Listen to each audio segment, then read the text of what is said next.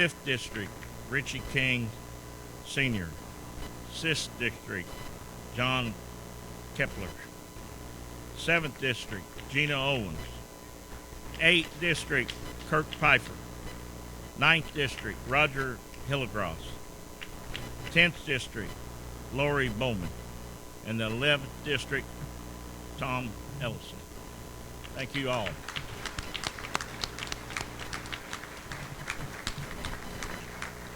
Each year, these district commanders face a huge challenge to reserve and the steady decline of membership, to reverse the steady decline of membership and to get us on the incline and put us in the positive or the gain more. These are the folks in the field doing the hard work, motivating our volunteers to recruit eligible members in the state. I expect this weekend's membership turn-in to continue the turnaround. Membership is our lifeblood, but also our programs are too. And it's up to each of you to reach out to the veterans in your communities and spread the word of the American Legion family. I'd like to give you a hand to these district commanders and the membership team who are helping grow this organization. Give them a hand, everybody. The Indiana American Legion provides our fellow citizens with support through a variety of programs benefiting our state and veterans and their families. We owe a great deal of gratitude to these leaders of our organization who, over the years, have developed and maintained these programs and activities. Many of them are with us this morning, and I'd like for you to join me in expressing our respect and affection. Will all the past department commanders present please stand and be recognized?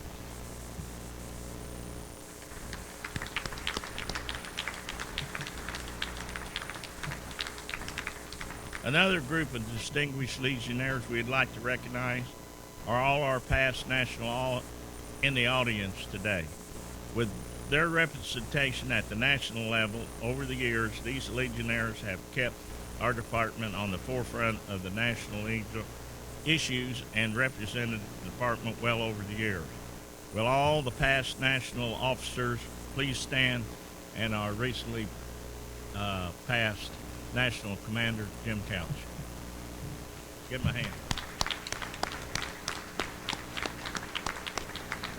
And thank you all for what you did in the past, and you're still doing it in the future here.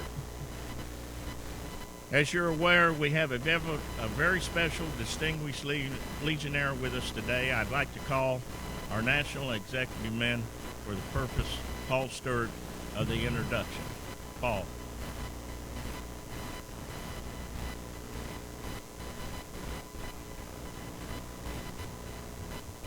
Good morning, Legionnaires, guests. It is my pleasure to introduce to you the man who is leading our 2.2 million members of the American Legion. Charles E. Schmidt was elected our national commander on September 1st, 2016 in Cincinnati during the 98th National Convention of America's largest veterans organization. Commander Schmidt enlisted in the U.S. Air Force in 1965, served on active duty until his retirement in 1993. During that time, he advanced from an administrative clerk to a distinguished graduate of the Air Force Officers Training School, earning a commission and assignments to executive support officer positions at major headquarters. His Air Force assignments took him to Oregon, California, Montana, Nebraska, Colorado, England, Germany, Philippines, and Vietnam. As an active duty service member, Commander Smith joined Story Horton Post 164 in Craig, Missouri in 1984. After his military retirement as a major, he was employed by the Air Force Total Quality Management Program at Lowry Technical Training Center in Denver. He transferred his American Legion membership to Harney County Post 63 in Burns, Oregon, when he moved to Oregon for a 15-year career at the Greater Oregon Federal Credit Union. He retired from the credit union as the executive vice president. An American Legion paid up for life member, Commander Smith served as the Department of Oregon commander from 2004 to 2005, and he served at every level of the American Legion, including National Executive Committeeman from 2005 to 2016. While serving in the Air Force, Commander Schmidt earned a Bronze Star, a Defense Meritorious Service Medal, a Meritorious Service Medal with 2 Oak Leaf clusters, a Joint Service Commendation Medal, an Air Force Commendation Medal with 1 Oak Leaf cluster, an Air Force Outstanding Unit Award with Valor Device and 2 Oak Leaf clusters, the Air Force Good Conduct Medal with 3 Oak Leaf clusters, a National Defense Service Medal with a Bronze Star, a Vietnam Service Medal, an Air Force Overseas Short Tour Ribbon, an Air Force Overseas Long Tour Ribbon with 2 Oak Leaf clusters, an Air Force Longevity Service Award Ribbon with 1 Silver Oak Leaf cluster, an NCO Professional Military Education Graduate Ribbon with Oak Leaf cluster, a Small Arms Expert Marksmanship with Bronze Star, an Air Force Training Ribbon with Oak Leaf cluster, a Republic of Vietnam Gallantry Cross with Palm, and a Republic of Vietnam Campaign Medal with 4 Bronze Stars. Commander Schmidt resides in Hines, Oregon with his wife Linda. They have 2 daughters, Andrea and Corey, and 2 son-in-laws, Peter and Anthony. They also have 6 grandchildren, Madeline, Alex, Adam, Raymond, Nicholas, and Thomas. Please join with me in welcoming our commander, Mr. Charles Schmidt.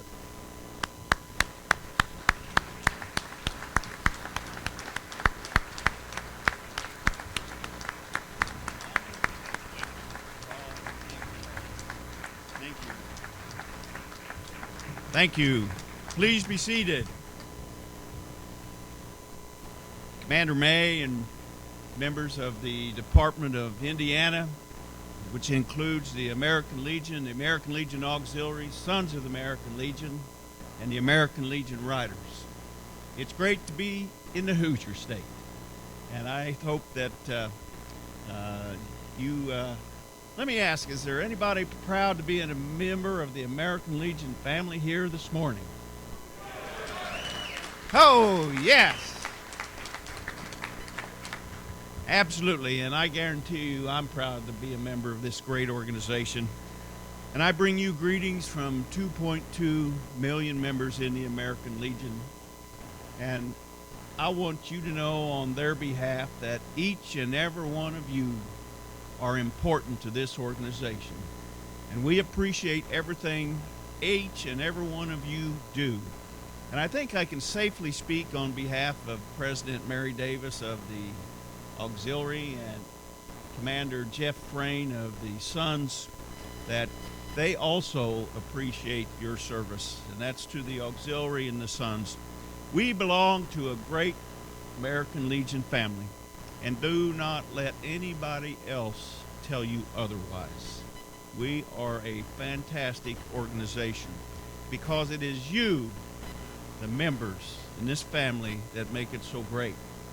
You know, each and every one of us has inherited a great legacy, a legacy that started in 1919 when the founding fathers met in Paris, France in March of 15th of 1919 to discuss what was going to happen to their buddies that were going to go home from the World War I. Who's going to take care of them? And of course, at the time, there was no VA, but they were concerned about their buddies that were going to go home that had been physically and mentally harmed in that war, that brutal war, which was trench warfare, frontal attacks, aerial bombardments, gases, barbed wire, machine guns, tanks. Who's going to take care of our buddies? Because when they get home, they're going to have needs. And also, those that went over there, as the song goes, left jobs. And when they get back, will those jobs still be there? And also, there's some discussion of some compensation. Who's going to take care of them? And also those who would not be going home. Who would be taken care of or seeing after perhaps a widow and maybe in some cases some orphans? Who was going to do that? And of course they were also concerned about the patriotism of America The red, white, and blue was shiny and proud when they left. So would it be that way when they got back? And of course, they were also concerned about the national security, the national defense of the United States of America, because they fought the big one, the big war to end all wars, and they certainly did not want to go to another war. Unfortunately, a few years later, some of the boys would be in another war. But who was going to take care of them once they got back from France and Europe? Who was going to take care of them? And in that caucus in March in Paris, they came up with the founding principles, the cardinal principles of the American Legion that born the American Legion. We say them, or you've heard them probably, recognize them when the installation of officers, the rehabilitation of all disabled veterans, the care of the dependents of those who have answered the final call, the care of those veterans who are now suffering from wounds, disease, and want, an education of our youth, and service to our community, state, and nation. And today we know them as they evolved over the years into our four pillars: defense, Americanism, veterans, and youth. And of course, while they were developing and getting the American Legion started, there also came a Constitution. And in that Constitution is the preamble which we all recited this morning. A Constitution, the preamble that has endured since 1919 with only one change. And that's one letter on one word, the letter S on the word wars.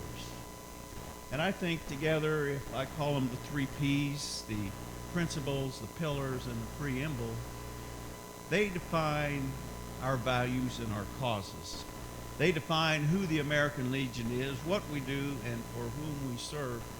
And I believe they define our commitment, a commitment of 97 years going on 98, of serving veterans and serving their family, and also serving our country, the United States of America.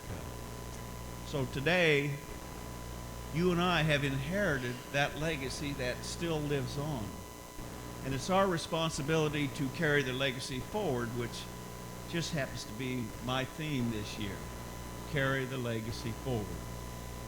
We all have a responsibility. In fact, we all are stakeholders in this organization, and I think this also can apply to the American Legion Auxiliary and Sons of the American Legion, and of course our riders, which comprise members from all three of those organizations.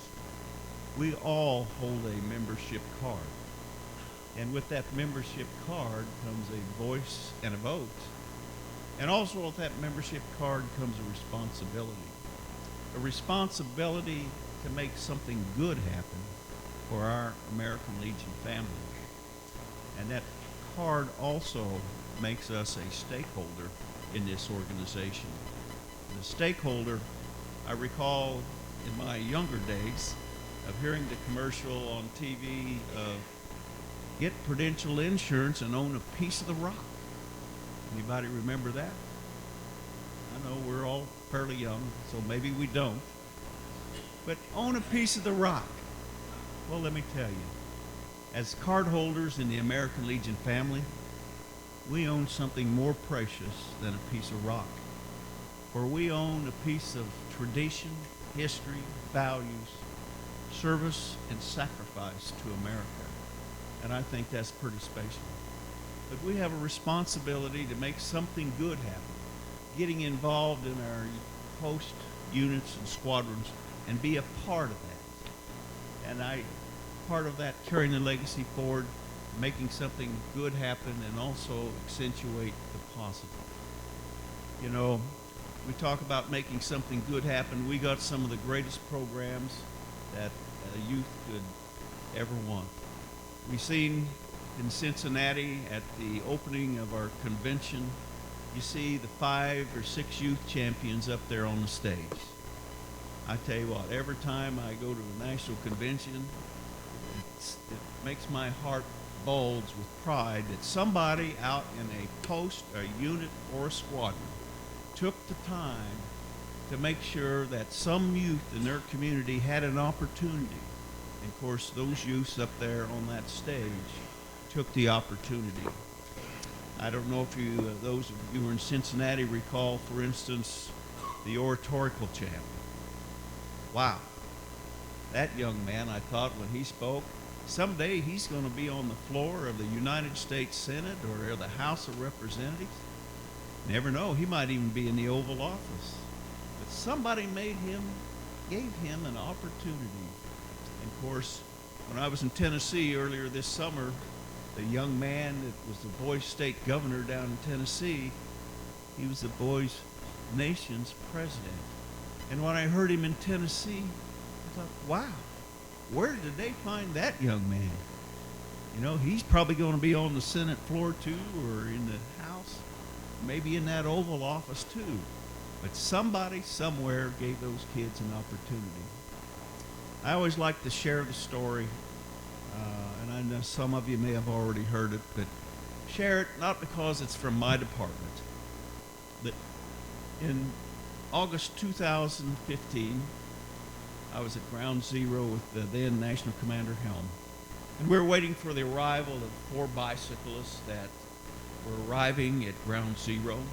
4 bicyclists that set out from Astoria, Oregon, to ride just to raise awareness of Operation Comfort Warrior. And I know our past National Commander Jim is aware of that ride. I think it was phenomenal endeavor by those bicyclists. They wanted to ride just to raise awareness of Operation Comfort Warrior. 59 days and 3,600 miles just to raise awareness of Operation Comfort Warrior. Well, along the way, they just happened to raise about $26,000 plus. They just happened to raise awareness of Boy Scouts, and they just happened to raise awareness of the American Legion. And when they arrived at Ground Zero, those 3 high school students and that one 70-year-old Navy combat medic Vietnam veteran arrived. We had a little ceremony there, and of course, the young men were going to have a good night's sleep after a nice meal, get on an airplane the next day, and go back to Oregon to go right back to school because the season of the school session was starting. And I asked Bryce, the lead scout, I said, Bryce, why did you undertake this journey? He said, well, we wanted to do something for veterans. We thought we would just raise awareness of a program, Operation Comfort Warrior, because we chose Ground Zero as our destination because of what happened on that terrible day on 9/11, that death and destruction came to American soil, is the reason we have Operation Comfort Warrior, reason we have men and women who countered that attack, the war on terrorism. And I thought, wow, that young man is, somebody has taught him right. And I asked a 70-year-old combat veteran medic, I said, Don, why did you take this ride? And he said, well, I'm a Legionnaire, and my daddy was a Legionnaire, and my daddy was always involved at the post. And when there was youth programs to be run, giving kids an opportunity, my daddy was always there. And when I saw and read where these young men were going to go on this ride, I thought, what a better way to honor my father, is to ride with these young men who were supporting an American Legion program. And he would probably think that was fabulous. But the real story goes back up at Clatsop Post 12 in Astoria, Oregon, because Clatsop Post 12 has a Boy Scout program. And that Boy Scout program, I'm convinced, gave those young men a chance to participate in that program, but also what they taught those young men and women in that Adventure Scout program to honor veterans and support America. Fabulous. But somebody up there in Clatsop Post 12 gave an opportunity to those young people. While we're making something good happen, let's accentuate the positive. Because after all, each and every one of us are a stakeholder in the great American Legion family. There's far more positive things goes on in this organization than negative. I know in my post we have a little disagreements once in a while, but disagreements are good as long as we respect one another's opinions. But usually after we hash it out and bounce it off the walls a few times, we usually come up with a pretty good decision. But there's so many good things that happen in this great organization. You know, we had a walk down in Martinsville the day before yesterday, walked down through the center of town, and we saw a memorial built toward to honor those, I think it was 162 Hoosiers that gave their life for this country. Somebody done something great down there, and it's a great display. Tell people about that. Tell people about the things you're doing in their post units and their squadrons. Because I guarantee you there are veterans out there who have yet to hear about the American Legion. And there's also some legionnaires that yet to hear the full story, the full programs, and the good history of this great organization. Let's accentuate the positive about our organization. You know, every one of us is stakeholders. We have a responsibility to leave our footprints, leave our legacy on this organization. You can leave your footprints, they can be big and they can be deep. But let's leave our footprints on this organization because it is our watch. Now in the coming months, I've asked all Legionnaires to sign up just one new member. Now if you want to do a couple or three, that's okay too. I don't think your department membership chairman will mind, will you? But just sign up one new member. And membership is so important to any organization, especially our organization. And while we're signing up, asking that veteran, discussing the American Legion, let's don't forget the American Legion Auxiliary or the Sons of the American Legion. Because I know they help us out in membership, which we certainly appreciate. But let's just ask. Just ask. We done a walk in Moundville, Connecticut, just before we came here. And as we finished the walk, we had two patrolmen that helped us because we were near some traffic. And I was talking to them, and come to find out, the gentleman in the cruiser was the Sons of the American Legion. But the young man standing outside of the cruiser, he was a United States Marine. He was a veteran of Afghanistan. And I said, well, what post do you belong to? He said, well, I haven't joined a post.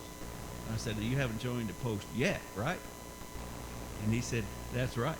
I said, how would you like to join a post? He said, well, I think I might. And of course, I was kind of telling him about the American Legion, all the good programs. And I said, you know, we have a great program, a fairly new program, called the Law Enforcement Cadet Program.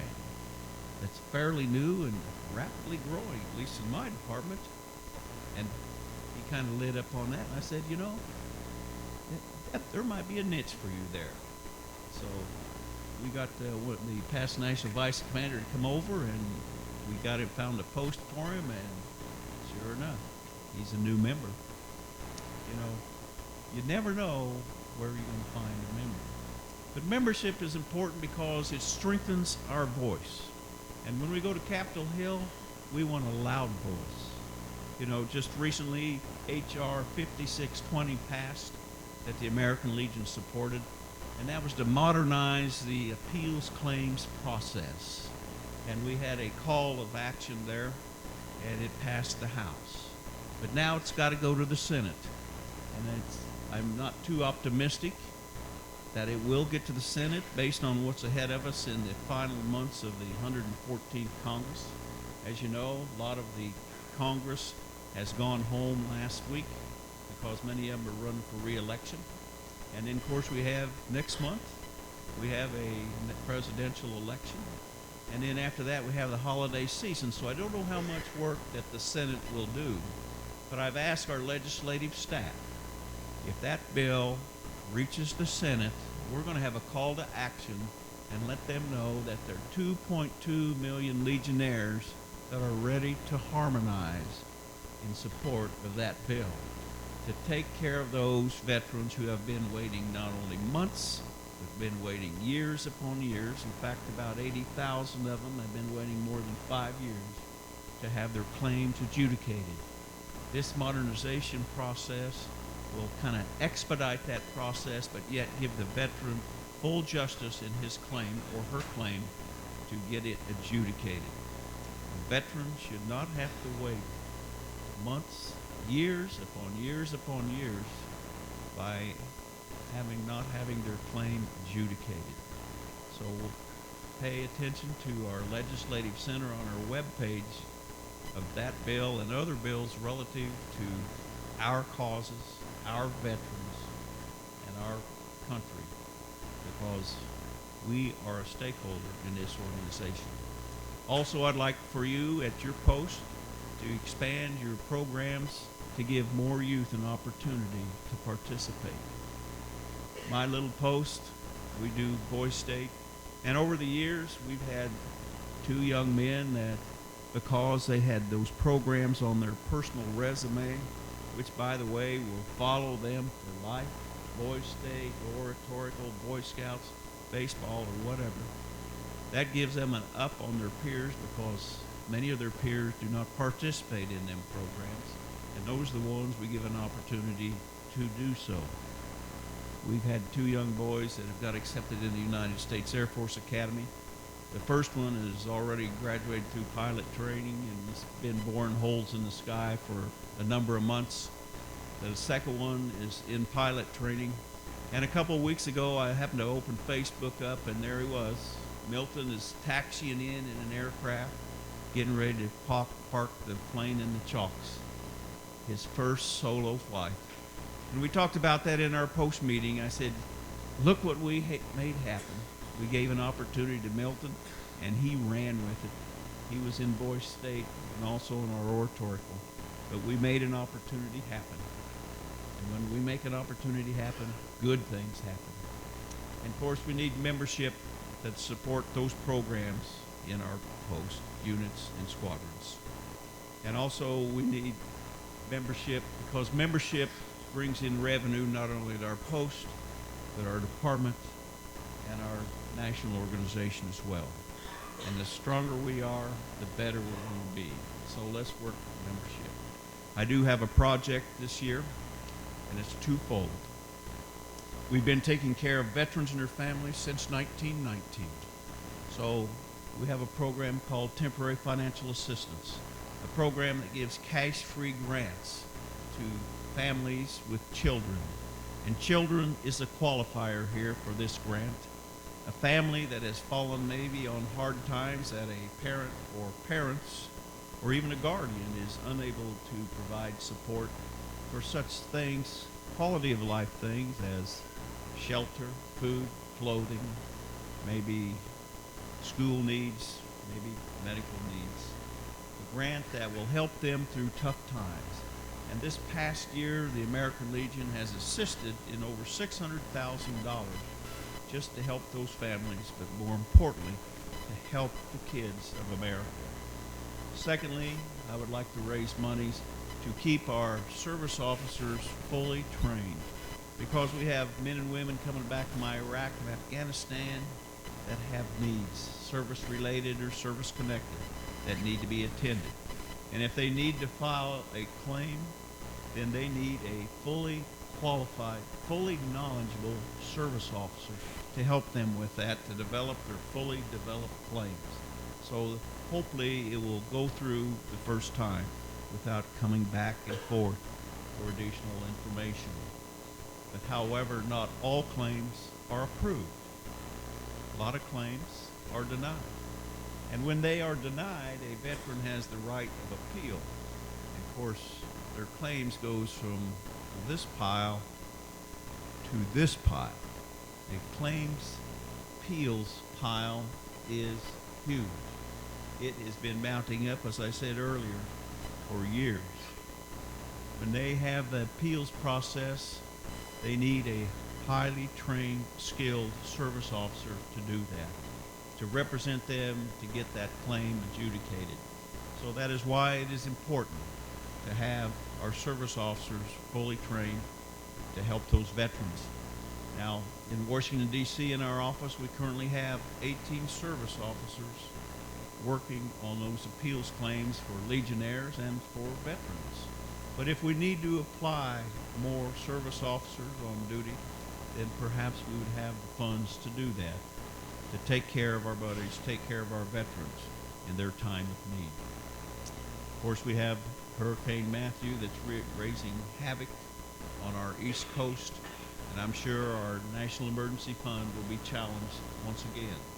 It's going to be another need. And of course, there's a lot of charities we can contribute to by going to www.legion.org and click on the donation tab. It's been a great opportunity to be here in Hoosier Land. I was here, I think, about 6, 7, 8 months ago, and maybe I'll get a chance to come back sometime. But I have had a great time. The warmth and the hospitality, it's the Midwest. And I know a little something about the Midwest, if you can't tell by my accent. I'm not originally from Oregon. I'm originally from Missouri, born and raised, so I kind of understand the Midwest. So I thank you all and wish you well for a great conference. And thank you, American Legion, Auxiliary and Sons, and also the Riders, for everything you do for this great American Legion family. And God bless each and every one of you. Thank you.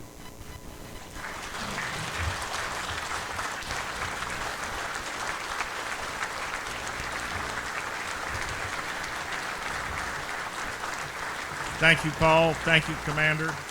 Thank you for being here with us this weekend. It's truly been an honor and a pleasure to spend time with you and get to know you more. We certainly want to let you know you're always welcome to be a guest in the Hoosier State. The American Legion is fortunate to have the support of an active and growing membership of the American Legion Auxiliaries. Without their efforts, we would not be able to accomplish many things that we do. Please join me in a warm welcome, Indiana's American Legion President of the Department of Indiana Auxiliary, Peggy Bishop. Peggy.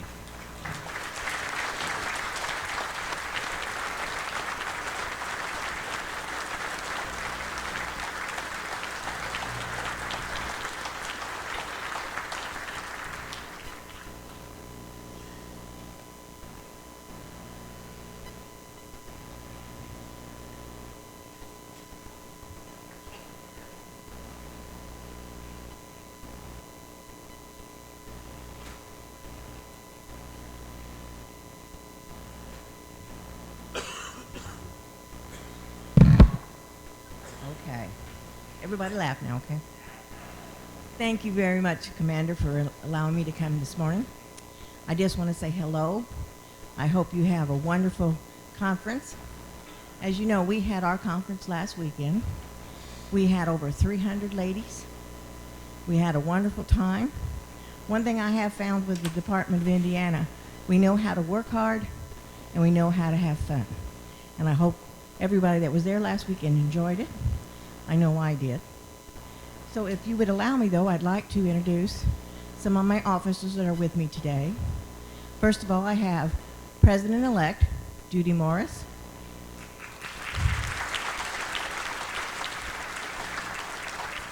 Our Vice President and Legislative Chairman, Betty Slagle. And our historian, Roseanne Zigowitz.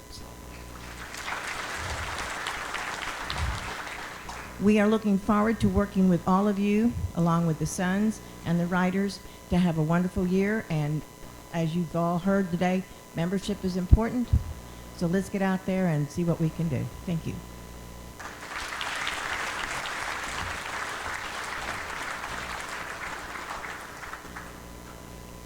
Without their efforts, we'd not be able to accomplish many things.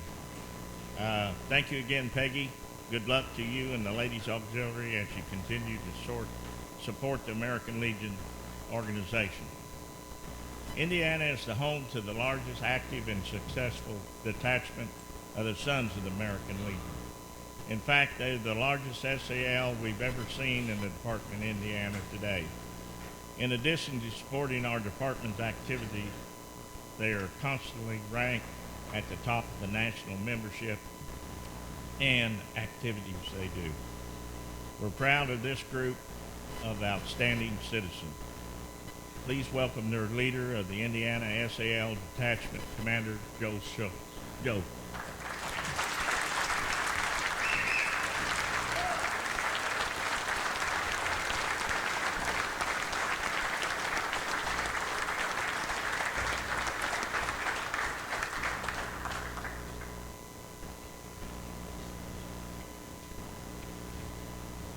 Greetings, everybody. Peggy, you put it a little bit too low.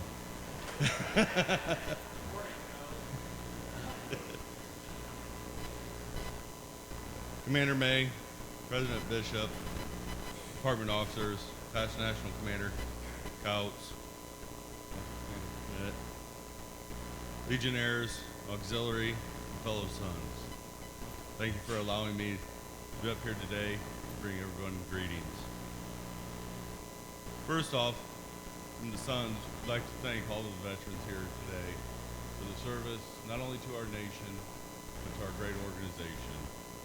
You guys have definitely led the way and continue to lead the way for us to continue to grow. I want to talk a little bit about my motto this year. It's all about the blue, because it's all about each and every one of our members of our organization.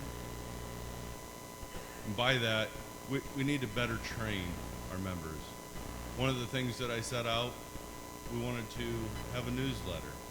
If you get a chance, stop by our booth out there. There are newsletters out there. So our first one was published a little bit over a week ago. So we've already had one success. Another thing we want to try to do is YouTube style training. Not everybody wants to sit down and be trained in come together in a class. A lot of things are being done, video style training. There are different things that we can train that way too. And we're also going to start remembering our members that have gone before us every year at each one of our conferences. Take a little bit of time to read their names and just reflect upon them. Also, I'd like to thank everybody for giving me Commander May here this year. I mean, every time I am out with him and I hear him talk about his project, it truly is amazing how much he loves his buddies. So I actually found this photo.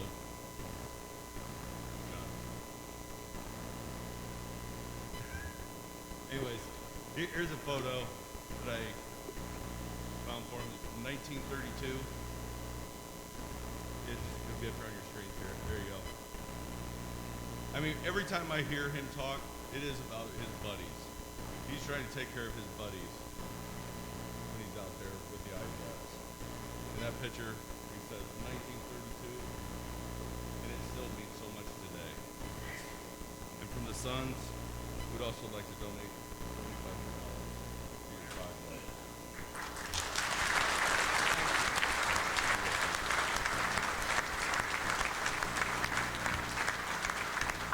And if I can, real quick, one more thing. You know, the elections are coming up. I really don't care who anybody votes for. All I ask is everybody get out there, work with people, try to get more people involved, get them out there to vote. You know, we've had so many veterans perish their lives for us to have that right.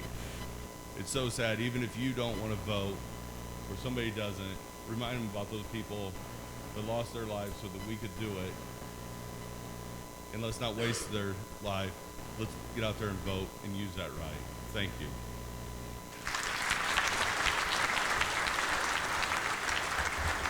Thank you, Joe, and thanks to the Department of Indiana American Legion, SAL. This will go a long way.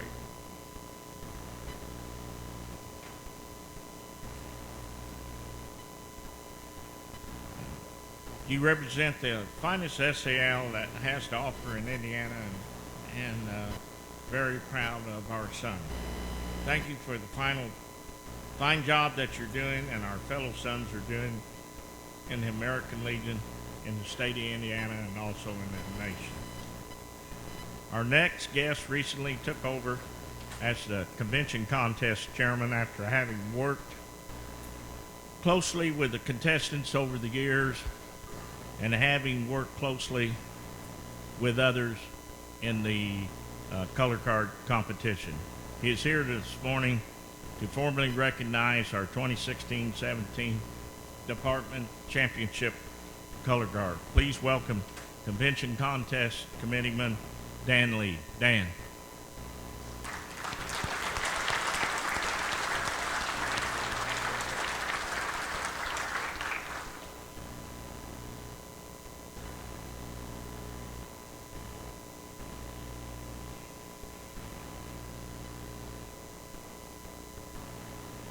Thank you, Commander.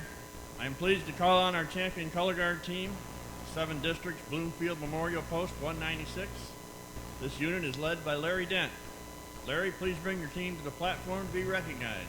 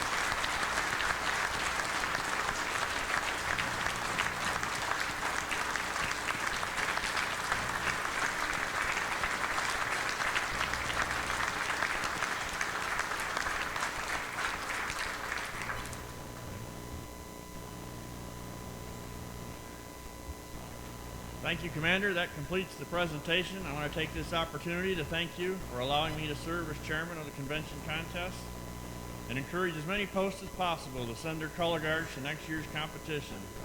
This is an activity that we simply do not want to lose. If your post is active in color guard activities, please encourage these folks to participate in our convention color guard competition. It's a great opportunity to showcase an outstanding color guard and even learn more about this. Thank you, Commander.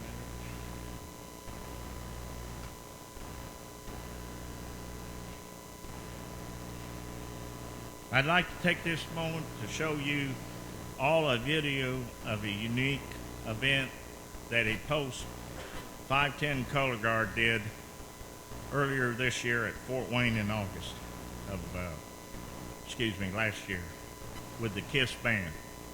So let's take a moment and watch this video.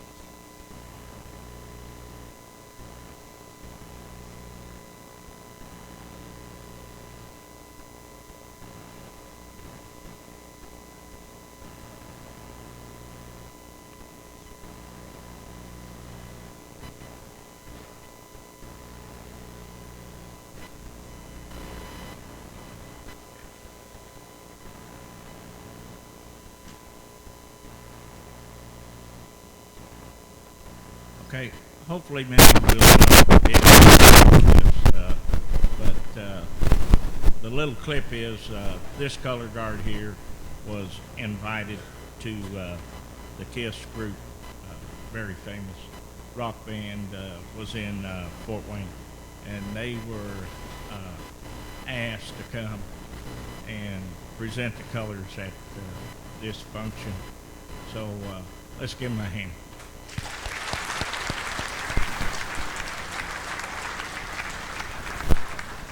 One of the most enduring programs of the American Legion is baseball. It's a long and storied history in the Department of Indiana, and that is due in no small part to the outstanding Legionnaires who have served us to the platform.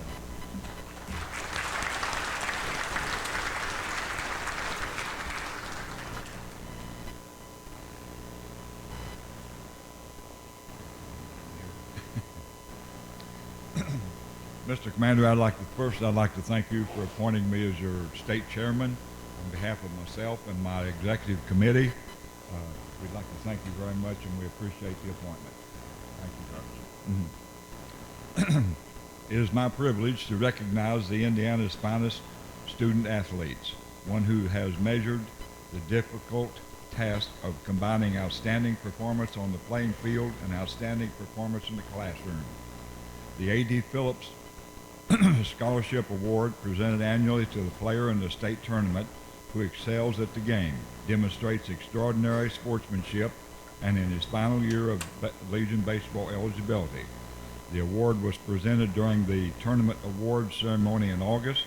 The 2016 A.D. Phillips Award winner is Mr. Spencer Diem, who played for the Rockport Post 254 team located in Rockport, Indiana, in the 8th District.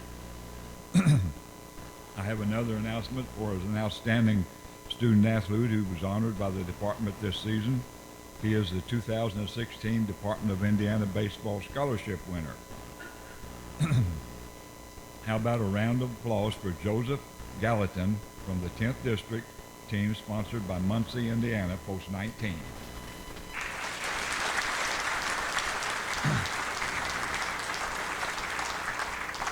Mr. Commander, I also have the distinct pleasure of helping honor an outstanding Legionnaire for his contribution to the American Legion baseball program. The Arlie Skelton Award is presented to a baseball volunteer whose commitment and contribution to the programs are extraordinary, and I assure you that this year's winner meets that criteria and more. He has served for 42 years as a groundskeeper for the Joe Hargis Athletic Field in Rockport, Indiana. He is a diabetic and recently had a small cut on his leg that caused him to lose that leg. Although all of the pain, he came back to work, limited in his mobility, but not in his determination. This year, the Arlie Skelton Award winner from American Legion Post 254 in Rockport is J.C. Davis. J.C. also isn't able to be with us today, but he sends his thanks, greetings, and best wishes to all those who support him in this year and who have supported our great American Legion baseball program. He is truly a great man. Mr. Commander, I also have the privilege of announcing a special group of athletes. They've represented the Department of Indiana in the American Legion baseball tournament. The coaches and players are unable to be with us this morning, but nevertheless, I think we should give them, give the sponsor of the 2016 American Legion baseball champion, Rockport Post 254, a round of applause.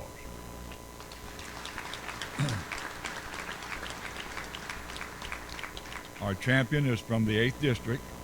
Give a great showing in the National American Legion World Series with a 3 wins and 1 loss series record. Let's give the post and the team a round of applause.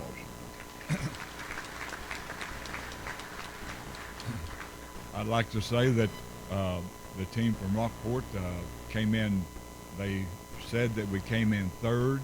We feel like we came in 2nd in the nation. The team that came in 2nd had 2 losses in the tournament, and we had 1. So I feel like I expressed that to the national people also. But I'd like to say that the team from Indiana went through the entire tournament. They started their season late because of high school baseball tournaments with several of our players. We went to Evansville and played well, we went to Newburgh and played Newburgh, Indiana, and lost the first game of the season. We then went on a 35-0 record.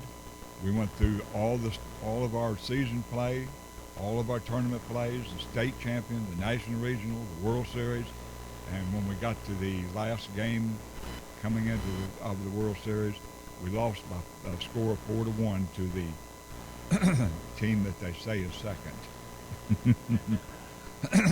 But we beat those. But we beat those people 6-4 in the first round of the tournament in the World Series. So we don't figure that we're second. We figure we're second. Anyway, Mr. Commander, that completes the presentation of my part in today's program. I would like to thank you for allowing me to serve as a baseball chairman and for giving me the opportunity to make these presentations at this time. Mr. Commander, thank you, brother. Thank you, Owen. And will the post commander of that baseball team stand up if he's here? Let's give him a hand. Or the district commander of that team.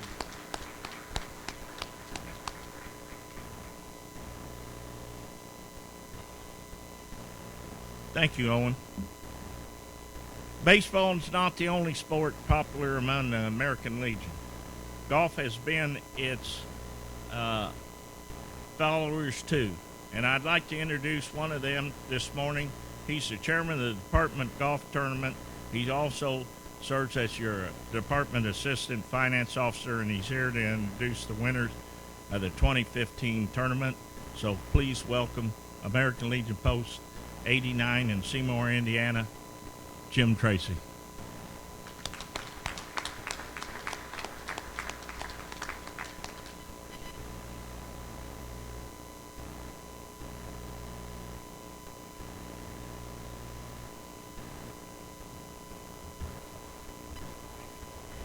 Okay, thank you, Commander.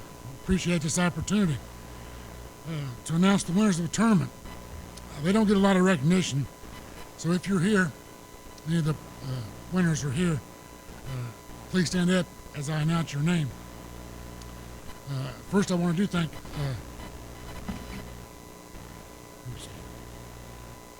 okay, we're good.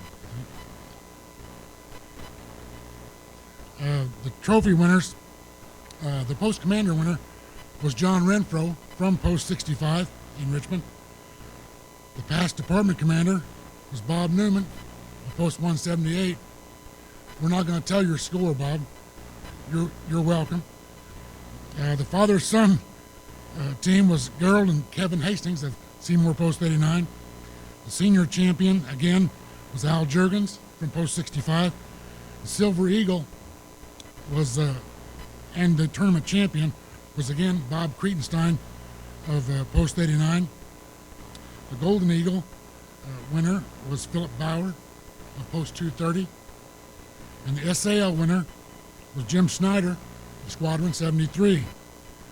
The team winners, the four lowest scores from one post, was from Brownsburg Post 331, with Frank Alvancic, Steve Melling, John Benfor, and Mike Levisek.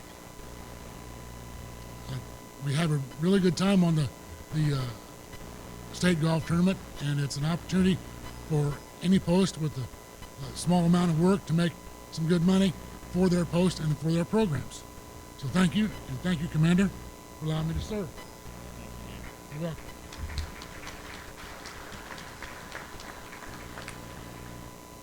This completes my presentation. Oh, that's Steve. Thanks, Jim. Keep up the good work. We want to show we're going to show, we got 2 videos to do. We're going to go back unless I think it's worthy and they deserve it. We're going to do the one with the 510 color guard. 510.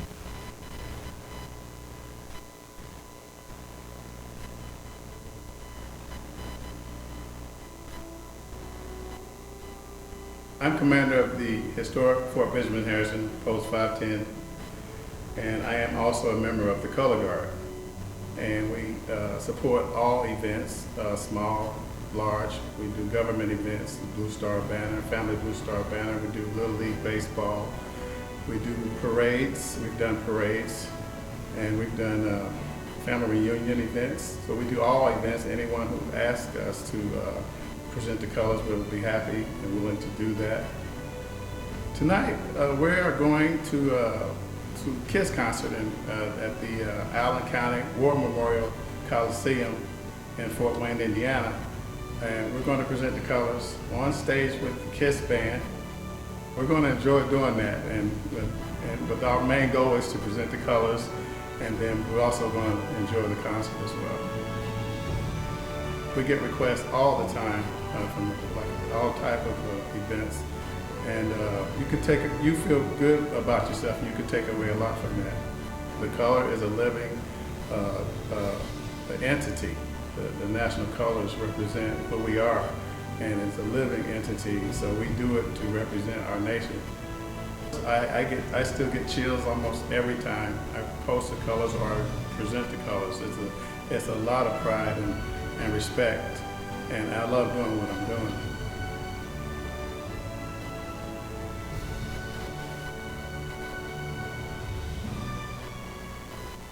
Thank you again. Is anybody from 510 here? Please stand up. I do know they put in a lot of work. I seen them do quite a bit up in the Lawrence area, and that post is a real big asset to the 11th District and the state of Indiana. We want to show you another video of an extraordinary veteran with drive to bring awareness of veteran suicide. He ran from Michigan all the way to Columbus, Indiana to bring this awareness to this situation. Please watch this video.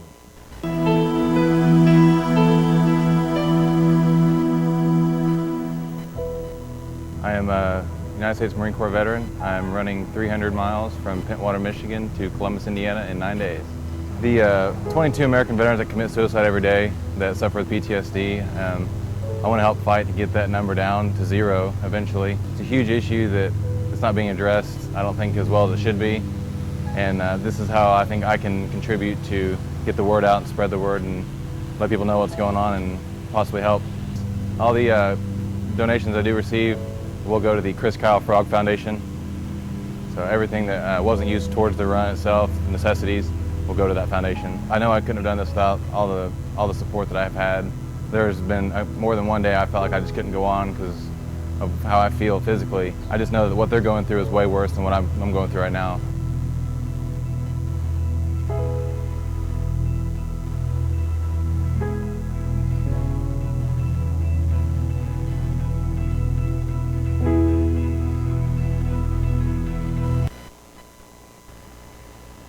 What a great thing this veteran did to bring focus on veteran suicide. One is too many, ladies and gentlemen. One is too many. I'd like to welcome my good friend and your 2016-17 Department Membership Chairman, Herb Hoffman, for a brief report on the progress so far this year. Herb.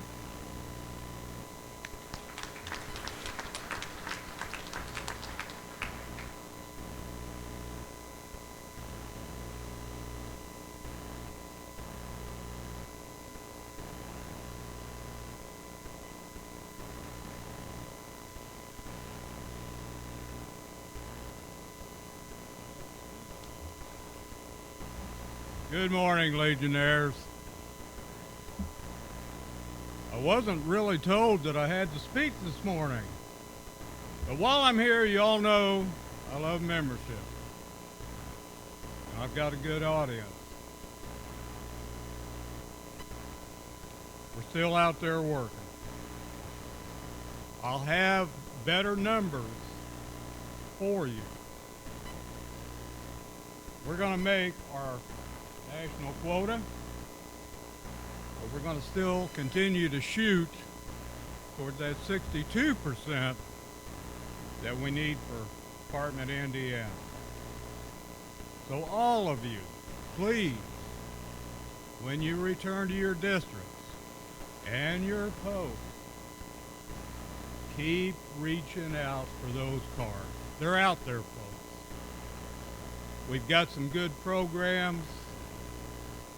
We're rewarding retention every target date. But we're also working this year new membership. Our lifeblood going into the future is to increase our new membership every year.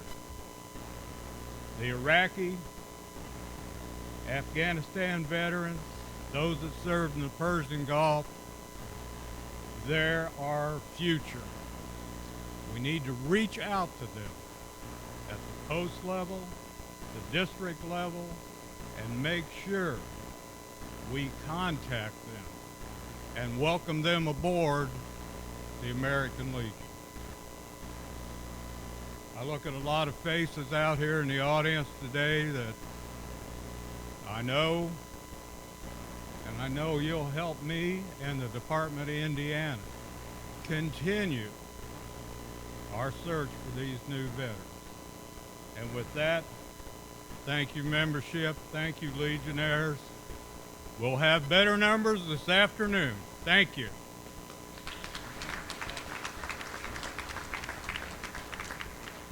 Thank you, Herb.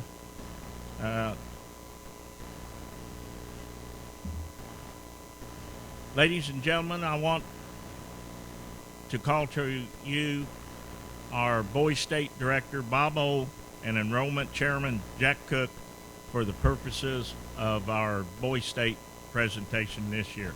Bob, Jack.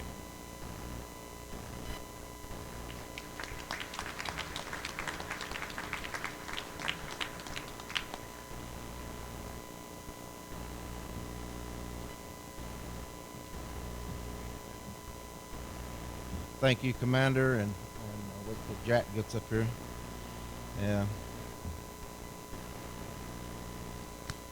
National Commander, I'm honored to be on the stage with you. Jack, I'm going to give you that there.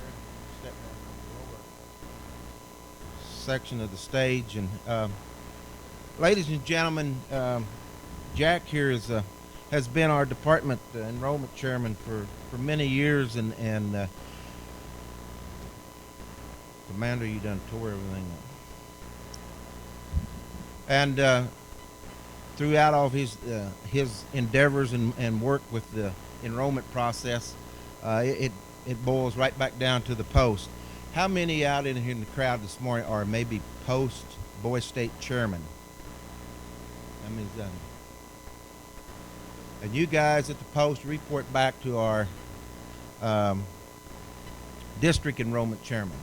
And for the last several years, there's been a little contest going on, and we like to award the district enrollment chairman who reaches out and recruits the most Boy State members to send to Boy State every year. So again this year, it's kind of a repeat. This guy is tough to beat. So Rodney Strong from the 6th District, would you please come forward and accept this award?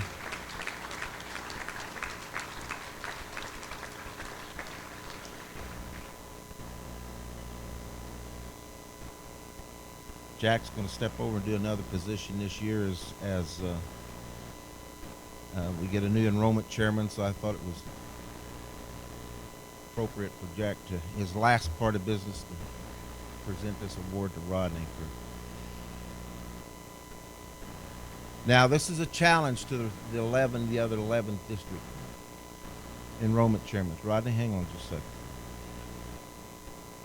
Because the adjutant, 8th District, the adjutant has allowed me 25 minutes for this presentation.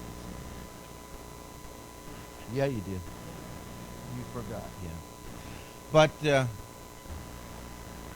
this guy, somehow, this is like the last 6 years or so, something like that he has out-recruited every district.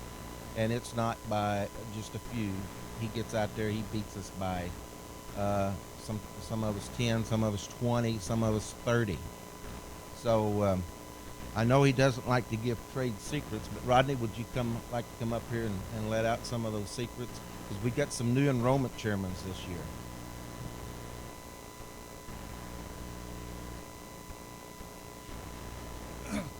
Well, for me, being the post chairman also, I have 3 great counselors in Montgomery County that help me out.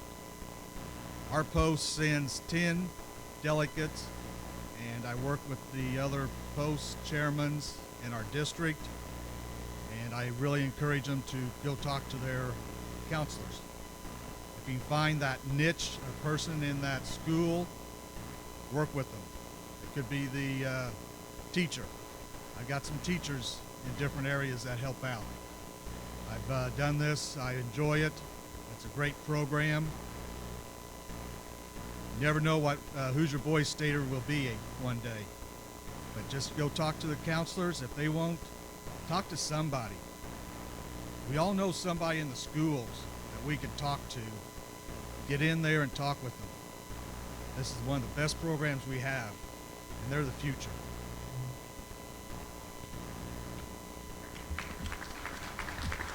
We do have Boys State apparel out there, and we do have Legion sizes, you know, the extra large and 2X and 3X. So we've come prepared.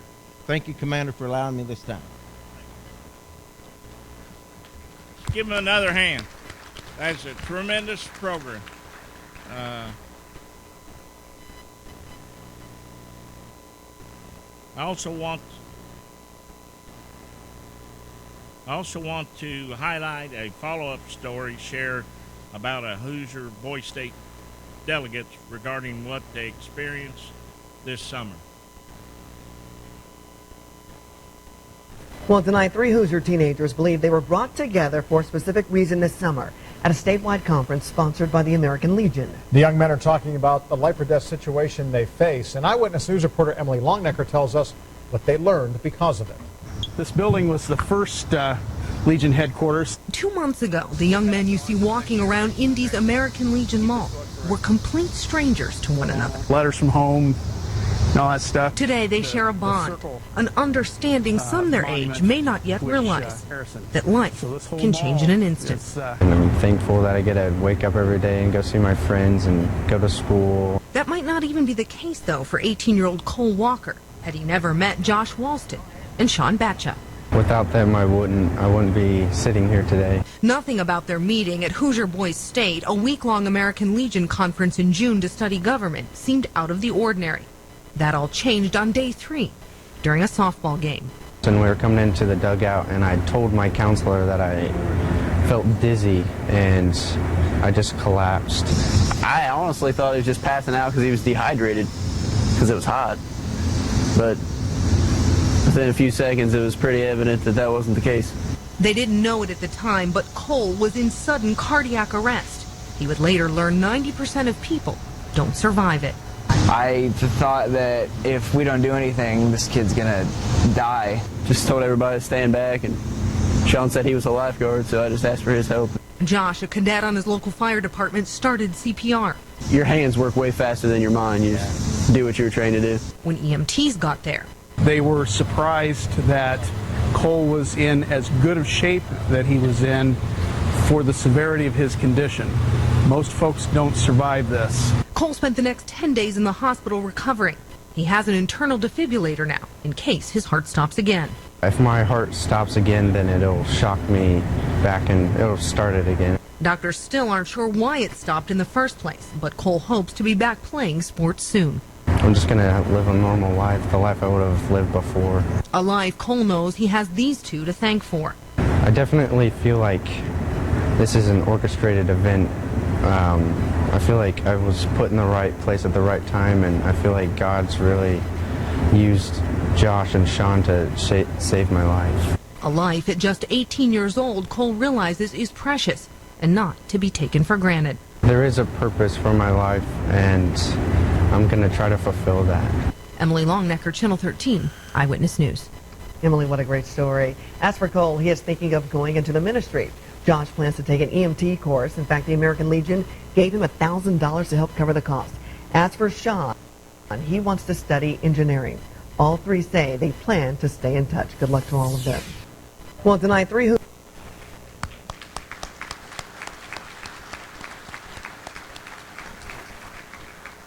Thank you, Chairman Bob, Jack, also Chuck Mason out there. Thank you. What a wonderful story. We're going to begin wrapping up our session, but before we do, our department adjutant has some final announcements he'd like to make, so I'll turn the microphone over to Hugh.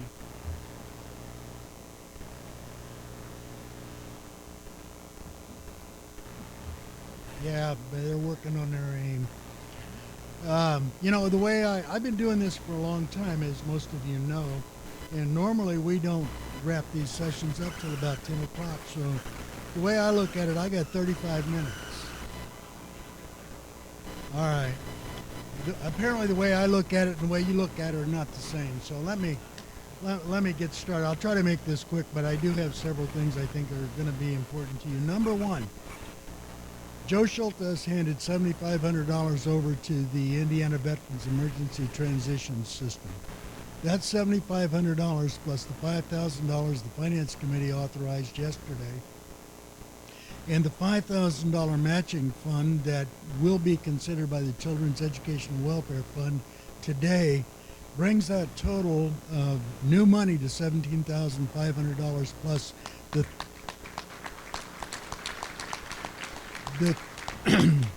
$3,000 that we have in the bank left over from inception puts us over $20,000. To my way of thinking, $20,000 says it's time to pull the trigger on this thing and start making grants to young and old veterans who have no children in the home. That has been one of the biggest gaps we have in our assistance program.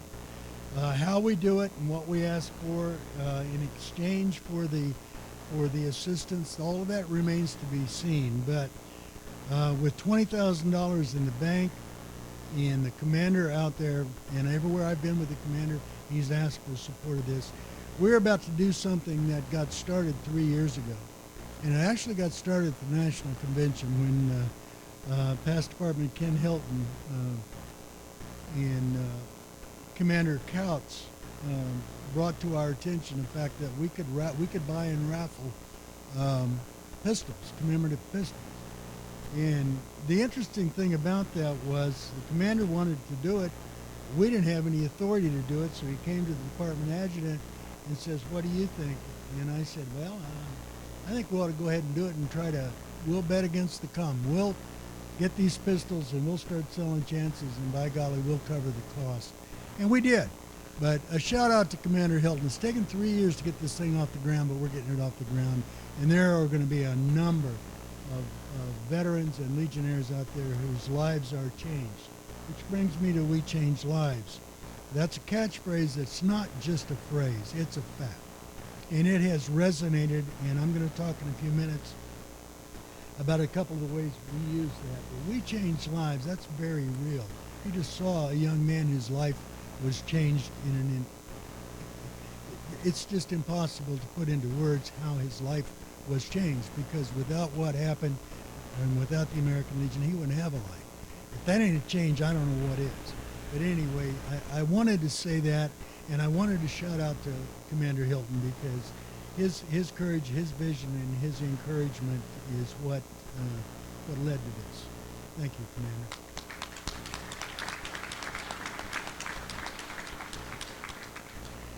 All right. Couple of routine things. The directories are available for pickup for those of you who normally receive your copies of the directory. They've been bagged up for the district commanders. The department officers are entitled to those. The chairman can collect their copies and so forth. We have a routine that we follow to distribute those. We're going to follow that. If there are any left over, then first come, first serve. I need to inform you of something that's coming up in January. And this is an issue of some significance, because it's a change in what you're accustomed to. This hotel, not because of the American Legions, but simply because of changes in the way they do business, and the behavior of other organizations, and I don't need to name them, has decided that smoking in the courtyard will no longer be permitted beginning in January. The original plan was that it would not be permitted beginning with this session. I met with the general manager and said that is unfair.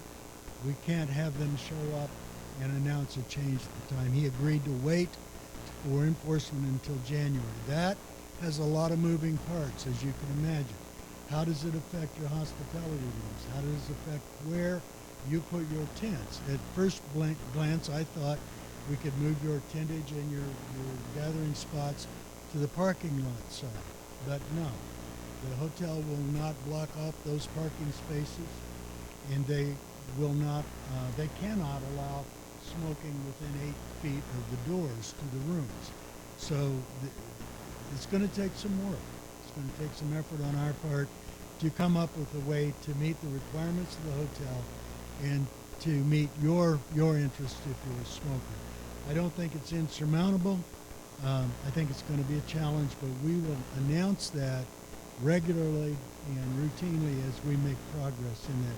But you need to share that with your comrades, because it's not open season on smoking at the hotel any longer. All righty, the lead. No, I don't want to talk about that. Legion training. MyLegion.org is an extremely useful tool to all of you. One of the shortcomings among the department staff is we're not all that familiar with it because we don't need to use it.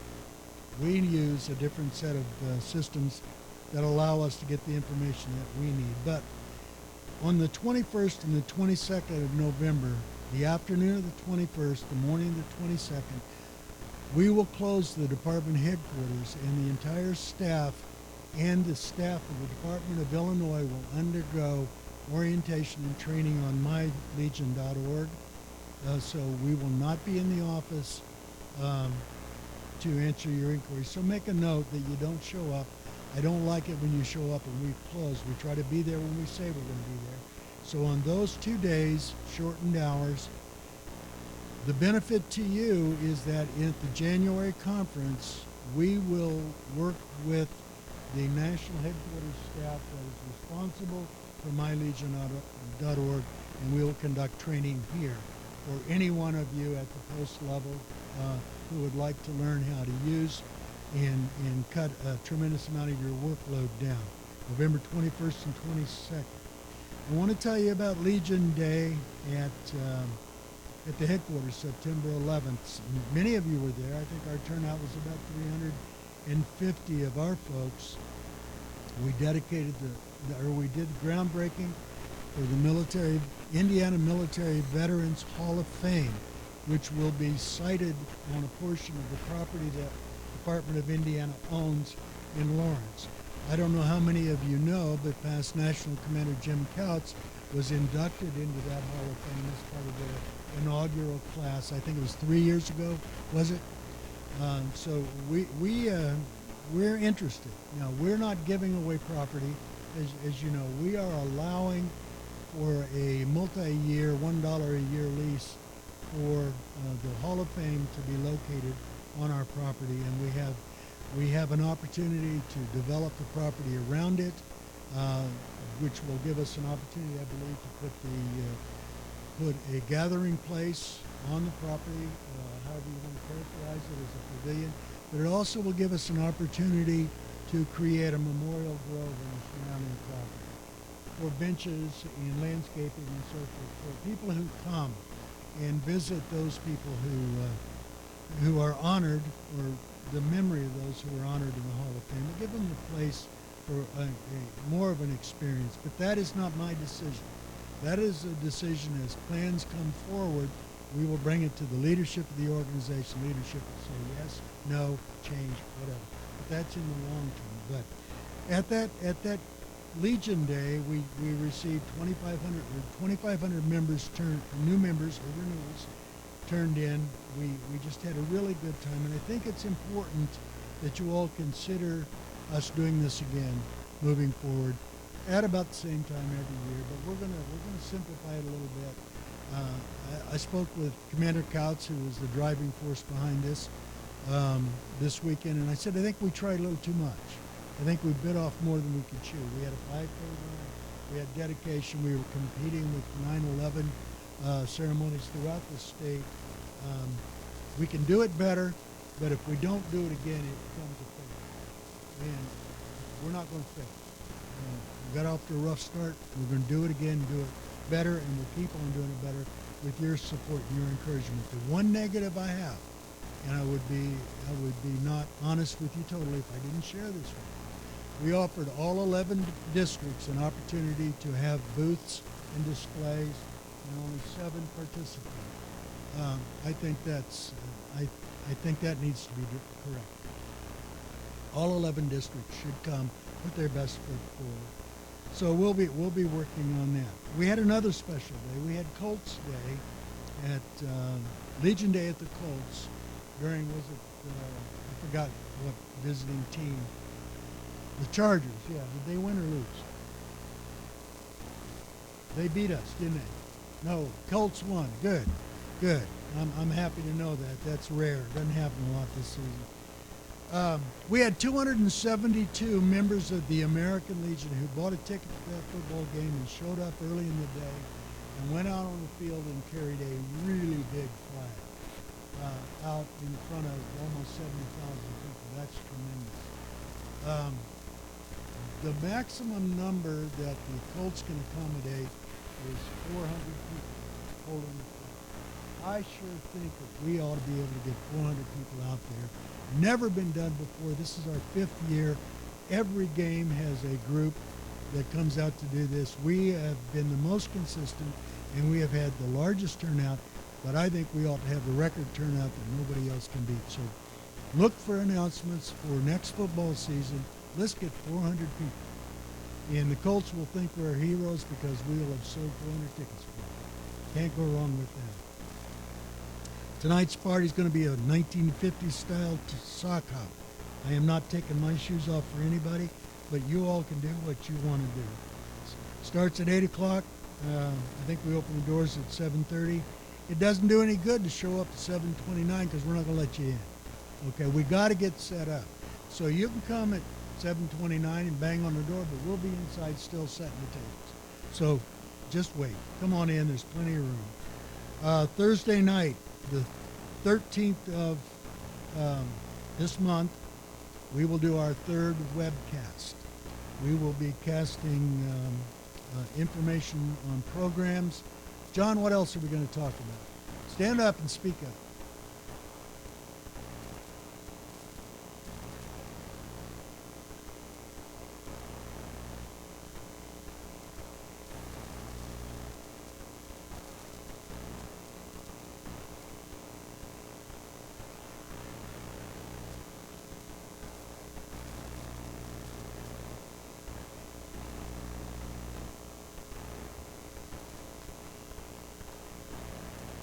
All right, live 7 p.m. on Thursday night. Go on the department website. You will see a countdown counter. Counting the days, counting the hours, counting the minutes. When it hits 0, the webcast begins. All right, and that's how you know. It's a very simple process. All righty. I want to talk to you just very briefly about ads and promotions coming up.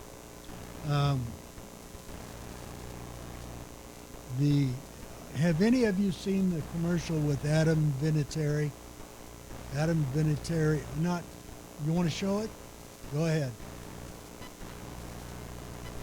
I'm Super Bowl champion kicker Adam Vinatieri. If you're an American wartime veteran, active duty or reserve service member, or a family member of a veteran, learn how the American Legion can change your life. Join America's most powerful voice in veteran advocacy. Click here or visit indianalegion.org/join.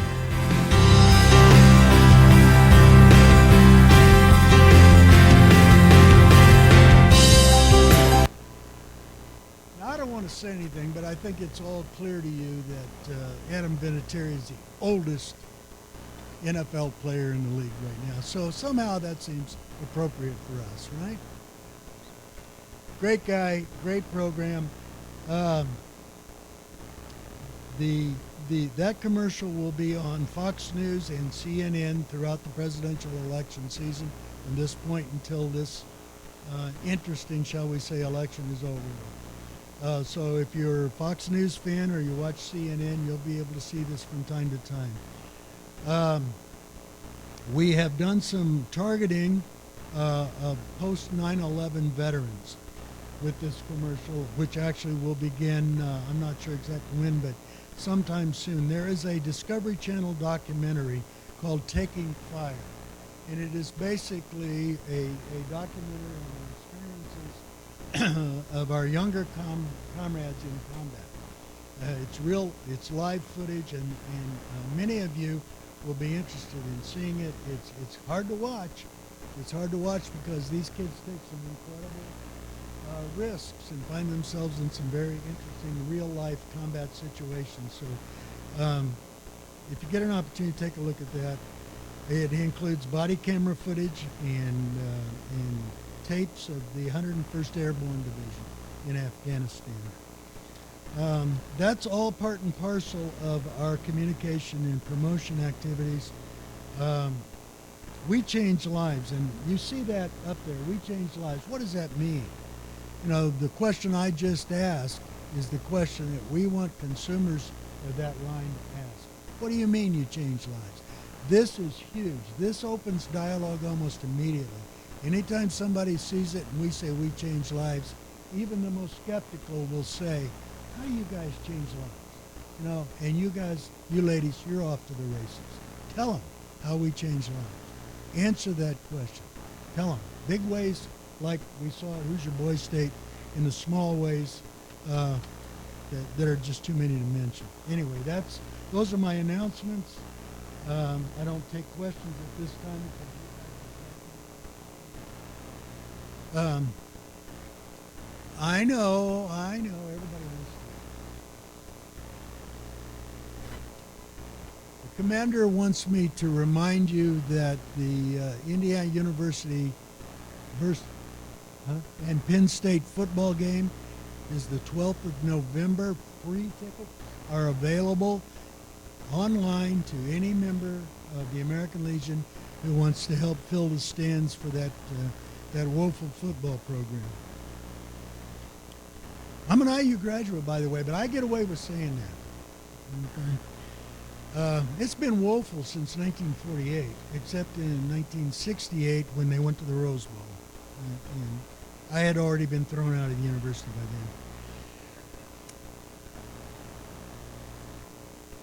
then. Okay, we now, Commander, if you would go down there and take your spot, we're going to accept contributions and presentations to the department commander.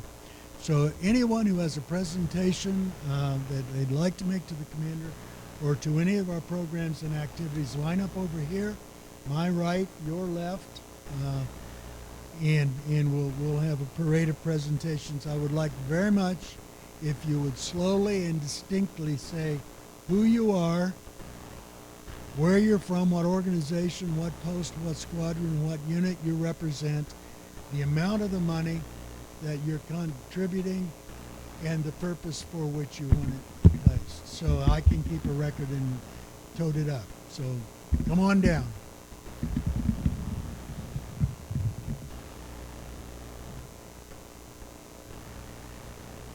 Commander, if I may, just for a few minutes, talk a little bit about Operation Comfort Warrior. We're going to do a little bit different this year because with the national spring meetings coming up next week, I talked to our adjutant. We're just going to keep the checks that you turn in today so I can turn them in on the floor on Wednesday of next week downtown. So any Operation Comfort Warrior checks you got, please bring them up. The other thing that you see outside in the atrium area is the gold-plated pistol, Operation Comfort Warrior pistol. We're giving that away tonight at the dance at the first intermission. So come out there and get your tickets. They're $10 a piece or 3 for $20. And we're trying to raise money for Operation Comfort Warrior. All money will go to Operation Comfort Warrior. some of the donations I got today are in memory of the widow of Dennis Van Orem. I think I got that right, of Floyd Knobs, Indiana. We got $50 cash. We got Shirley Oda, $50. David Pavlich, $25. C. Van Orem, $200. $50 from Legion Post 42. Then we also have from the widow of Dennis Van Orem a $250 check. We also have the guy that I always read every time we're up here, every month. This guy from Raleigh, Missouri sends a $25 check to Mount Vernon Post 5 to give to me for Operation Comfort Warrior, and his name's Sergeant Major Raymond G. Oath. So we get that every year and every month. So anyway, be sure you get your pistol raffle tickets tonight, and we'll give that away, and somebody's going to win that tonight. So thank you very much.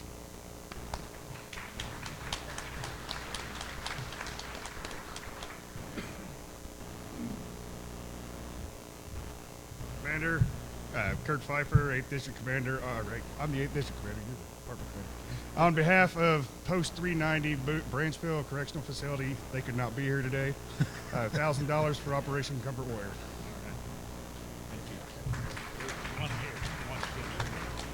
Huh?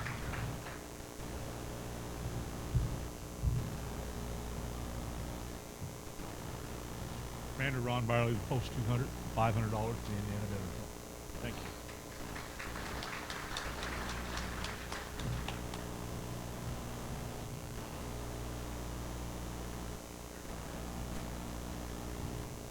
Commander Mark Gulligan, on behalf of the Child Education Welfare Committee, we'd like to donate $5,000 to the program. Thank you.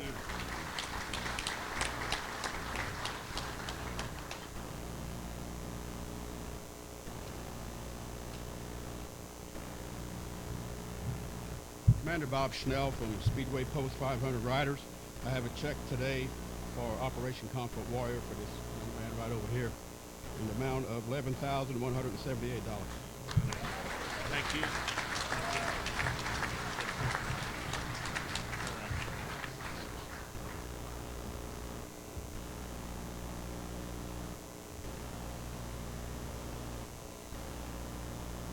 Good morning, Commander. Paul Stewart, NE Seaman for the Department of Indiana, along with Dan Lee, past District Commander and also past Post Commander of Post 308, current District Commander Chuck Rosen. Every year, Post 308 does a hero ride. For the last 2 years, they have made contributions to Operation Comfort Warriors. So this year, they decided to do it again. So I have a check here for $2,500 for Operation Comfort Warriors.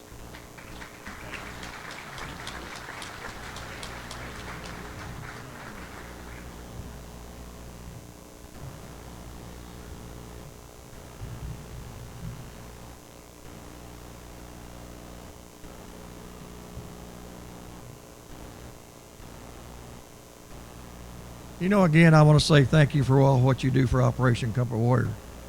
If we had 53 other departments do what Indiana does for Operation Comfort Warrior, we wouldn't have to be out there begging for money.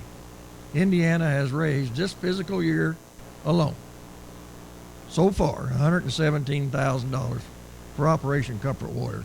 And I thank every one of you.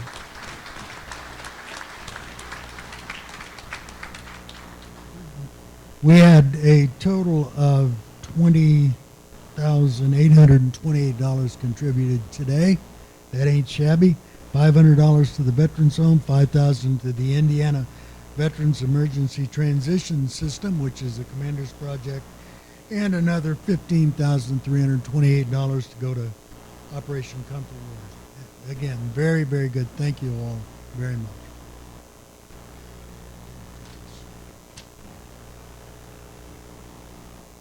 Thank you all very much for your generosity. Our business is nearly completed for this general session. Is there any unfinished business to bring before this meeting? I want to thank each and every one of you for taking your time to attend this conference. I know it will be well worthwhile to be here I encourage you to participate in as many scheduled meetings and seminars we're having today. I also want to remind you that the conference party tonight is in Liberty Hall. It starts, like the adjutant says, at 7:30. Please give them time to set up. I look forward to seeing you all there tonight, and we have a few surprises for you, so be sure to stop by. Now please stand while I call Department Chaplain Kern for our benediction. Chaplain Kern.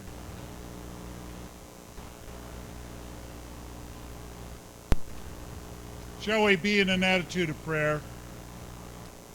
Eternal and gracious God, as we ask your heavenly benediction upon this assembly, we ask you to turn our hearts to remember those Gold Star families and the families of the prisoners of war and missing in action.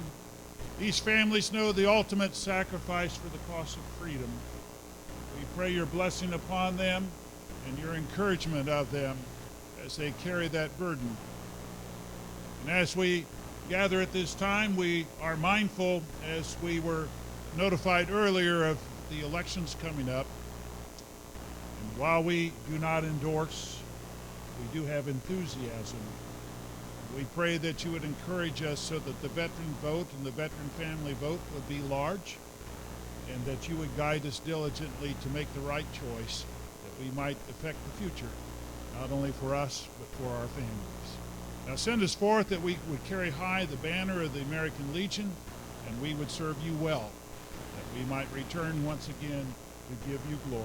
For we ask this in your name. Amen.